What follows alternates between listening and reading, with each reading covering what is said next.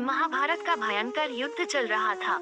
लड़ते लड़के अर्जुन रण क्षेत्र से दूर चले गए थे। अर्जुन की अनुपस्थिति में पांडवों को पराजित करने के लिए द्रोणाचार्य ने चक्रव्यूह की रचना की।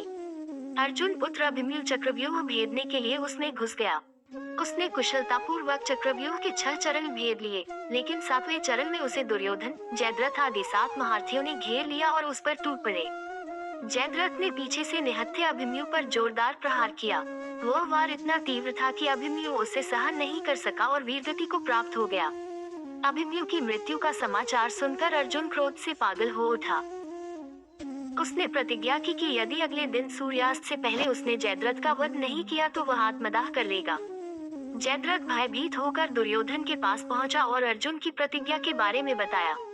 दुर्योधन उसका भय दूर करते हुए बोला, चिंता मत करो मित्र, मैं और सारी कौरव सेना तुम्हारी रक्षा करेंगे। अर्जुन कल तुम तक नहीं पहुंच पाएगा, उसे आत्मदाह करना पड़ेगा। अगले दिन युद्ध शुरू हुआ। अर्जुन की आंखें जयद्रथ को ढूंढ रही थी, किंतु वह कहीं नहीं मिला। दिन बीतने लगा। धीरे धीरे अर्जुन की निराशा बढ़ती गई। यह देख श्री कृष्ण बोले, पार्थ, समय बीत रहा है और कौरव सेना ने जयद्रथ को रक्षा कवच में घेर रखा है। अतः तुम शीघ्रता से कौरव सेना का संहार करते हुए अपने लक्ष्य की ओर बढ़ो। यह सुनकर अर्जुन का उत्साह बढ़ा और वह जोश से लड़ने लगे। लेकिन जयद्रथ तक पहुंचना मुश्किल था। संध्या होने वाली थी। तब श्री कृष्ण ने अपनी माया फैला दी। इसके फलस्वरूप सूर्य बादलों में छिप गया और संध्या का भ्रम उत्पन्न हो गया। संध्या हो गई है और अब अर्जुन को प्रतिज्ञावश आत्मदाह करना होगा। यह सोचकर जयद्रथ और दुर्योधन खुशी से उछल पड़े।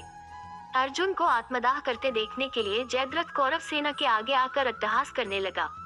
जयद्रथ को देखकर श्री कृष्ण बोले, पार्थ, तुम्हारा शत्रु तुम्हारे सामने खड़ा है। उठाओ अपना गांडीव और वध कर दो इसका। वो देखो अभी सूर्यास्त नहीं हुआ है। यह कहकर उन्होंने अपनी माया समेट ली। देखते ही देखते सूर्य बादलों से निकल आया। सबकी दृष्टि आसमान की ओर उठ गई। सूर्य अभी भी चमक रहा था। यह देख जयद्रथ और दुर्योधन के पैरों तले जमीन खिसक गई। जयद्रथ भागने को हुआ, लेकिन तब तक अर्जुन ने अपना गांडीव उठा लिया था। तभी श्री कृष्ण चेतावनी देते हुए बोले, हे अर्जुन, जयद्रथ के पिता ने इसे वरदान दिया था कि जो इसका मस्तक जमीन पर गिराएगा उसका मस्तक भी 100 टुकड़ों में विभक्त हो जाएगा।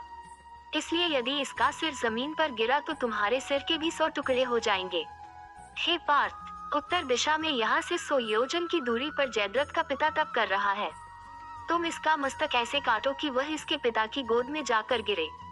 अर्जुन ने श्री कृष्ण की चेतावनी ध्यान से सुनी और अपनी लक्ष्य की ओर ध्यान कर बाण छोड़ दिया। उस बाण ने जयद्रथ का सिर धड़ से अलग कर दिया और उसे लेकर सीधा जयद्रथ के पिता की गोद में जाकर गिरा। जयद्रथ का पिता चौंक कर उठा तो उसकी गोद में से सिर जमीन पर गिर गया।